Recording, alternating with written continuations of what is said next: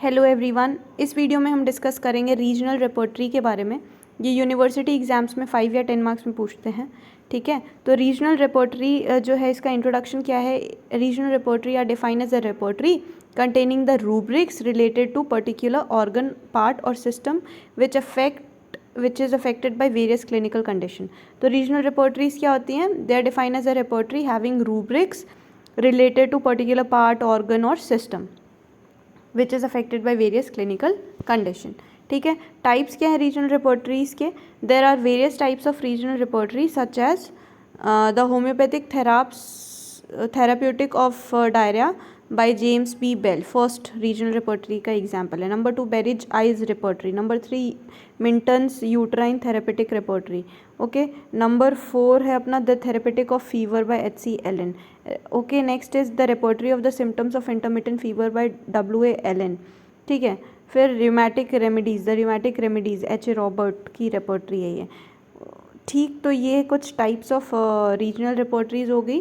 पहला है homeopathic therapeutic of diarrhoea, और James B Bell, JB Bell ने इस रिपोर्टरी को लिखा था, रीजनल रिपोर्टरी को। इसके टोटल 4 एडिशन है। फर्स्ट एडिशन 1867 में आया था। इस रिपोर्टरी में 2 पार्ट्स होते हैं। पार्ट 1 जो है उसमें रेमेडी एंड देयर इंडिकेशन होता है। पार्ट 2 के अंदर रिपोर्टरी प्रॉपर होती है। टोटल 141 मेडिसिन है।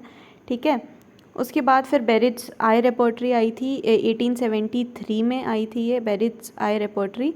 ठीक है, 1873 में आई थी ये। उसके बाद फिर इसका जो सेक्शन 1 है उसमें सिम्टम होता है और सेक्शन 2 में कंडीशन होता है। बेरिज आई की रिपोर्टरी में सेक्शन 1 में सिम्टम होता है, आई के सिम्टम्स होंगे। ठीक है, और सेक्शन 2 के अंदर आई की कंडीशन होगी। सेक्शन 1 में सिम्टम्स है, सेक्शन 2 में कंडीशन है, याद रखना है। 1873 में आई थी। फिर uterine therapeutics Henry मिंटन।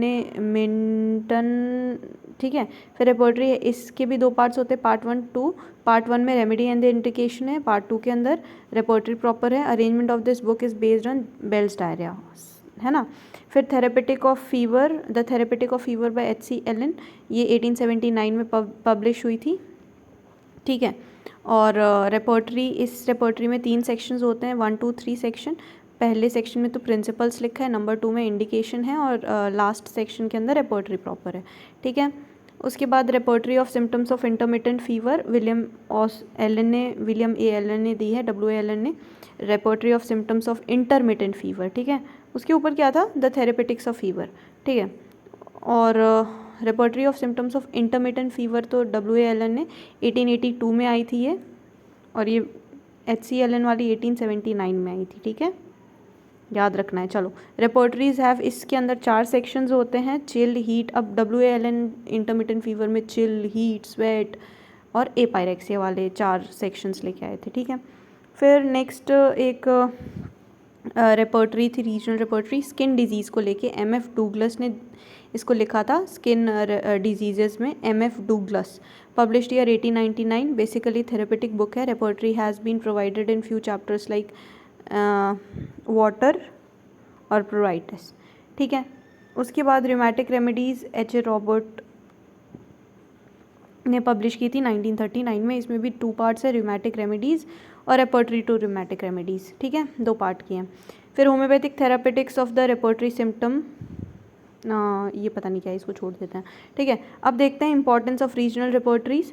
These repertories are useful for the study of materia medica as well as for therapeutics. Useful for study of materia medica as well as therapeutics भी पता चल जाएगा हमें। ठीक है, particular can be repertorized by particular repertory, particular case. ठीक है, therapeutics के लिए हम यूज़ कर सकते हैं। Case of fever can be repertorized by therapeutic of fever और H.C. Allen. They are useful for quick reference के लिए यूजफुल होती है regional repertory. These repertory are useful for the case which lacks mental general which has positive of symptoms, some rubric found only in these repertory.